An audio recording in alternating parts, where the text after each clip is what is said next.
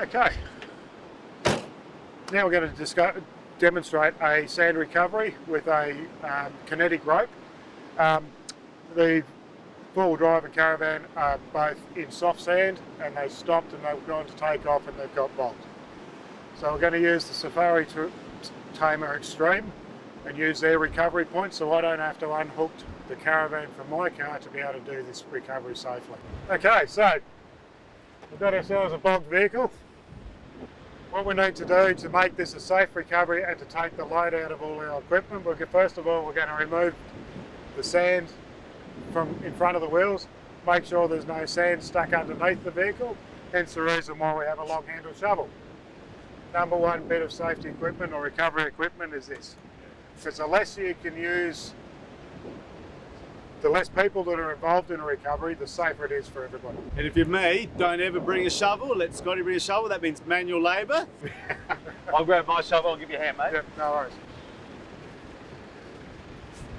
So what we're trying to do is just reduce the amount in front of the wheels.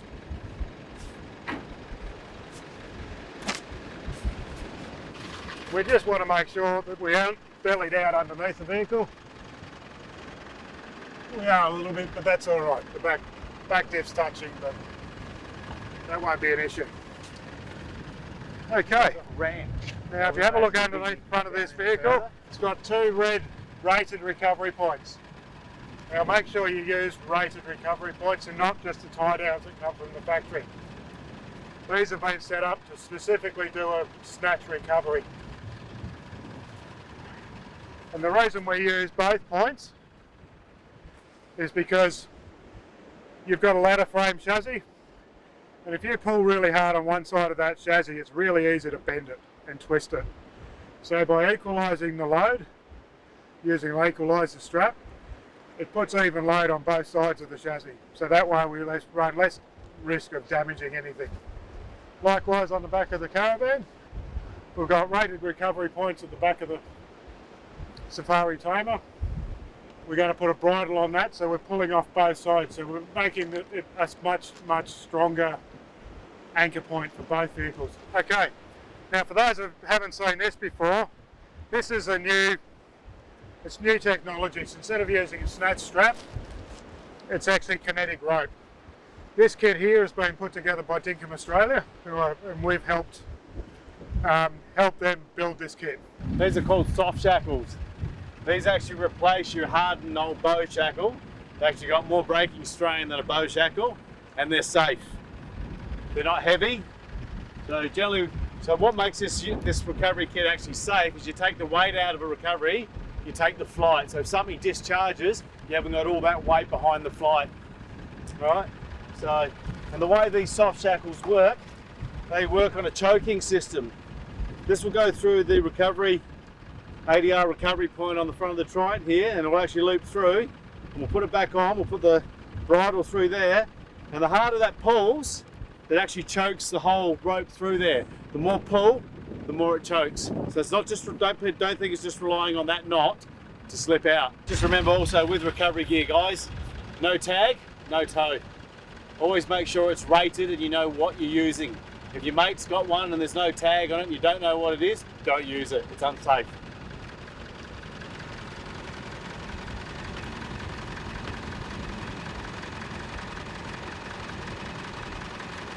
I'll leave my end off for a sec, Jason, if you can connect your ends up.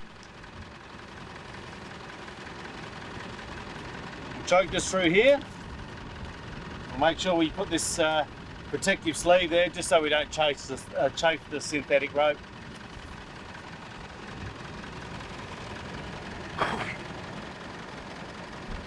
You'll notice Scotty's only got one end hooked up at the moment. As soon as he hooks up the other end, it becomes dangerous.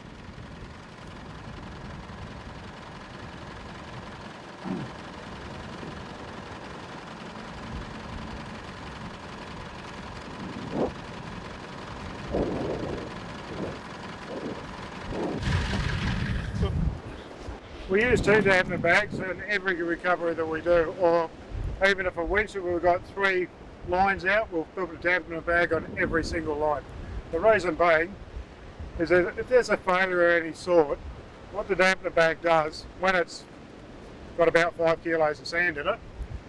If there's something lets go, it keeps the strap below the kill zone. So it basically weighs down. So if someone gets hit because they're doing the wrong thing, it's not going to be in a fatal zone between the hip and your shoulders. When we do a recovery as well, there should only ever be 2 people involved in a recovery. That's the 2 drivers.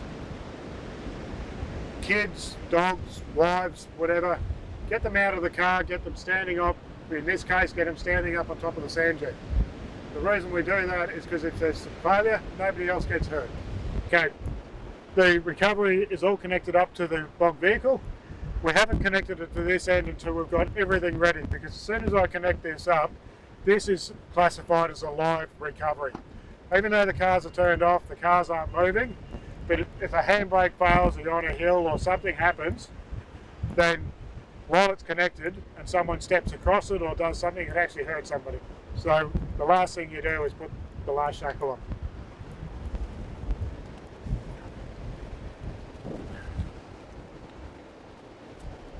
You stick it over.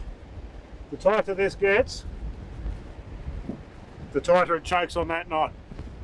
These soft shackles are weighted at 12,000 pounds. So more than enough, adequate for what we're about to do. Now, when we do take off, we're not going to go bullet a gate.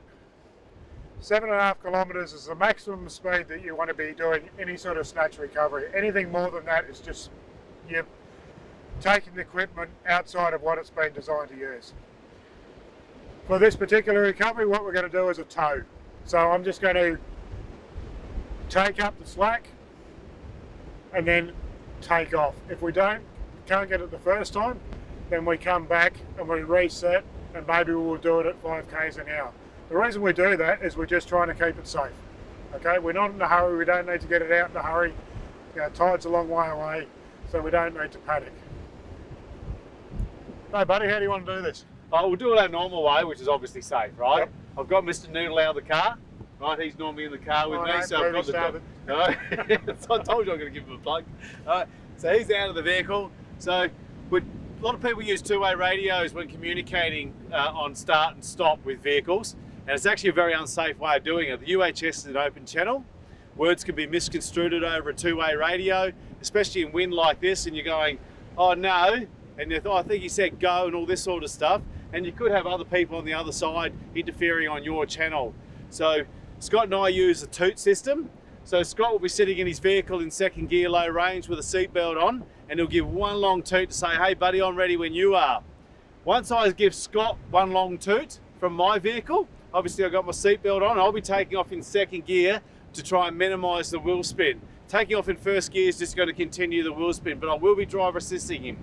So I'll take off in second gear, I'll give him one long toot, and Scott will start moving slowly in a nice, sensible manner.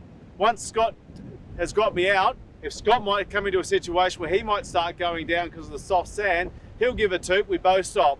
If I see something wrong, I'll give a toot and we both stop. If the guys over here see something going on that we don't see and we hear a toot, we both stop. Right. And that keeps the group safe and everyone safe. So, you ready to do this? Absolutely. Where's the knuckles? Let's do it.